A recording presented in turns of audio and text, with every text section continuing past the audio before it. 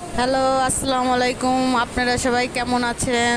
আশা করি সবাই ভালো আছেন এবং সুস্থ আছেন। সবাইকে শুভ সকালের শুভেচ্ছা। এটা ইউরোপ, আমেরিকা, সিঙ্গাপুর নয়, এটা আমাদের স্বৈরাচার শেখ হাসিনার বানানো 300 ফিট এক্সপ্রেস ওয়ে। ভাগ্যিস আমাদের একজন স্বৈরাচার শেখ হাসিনা ছিল।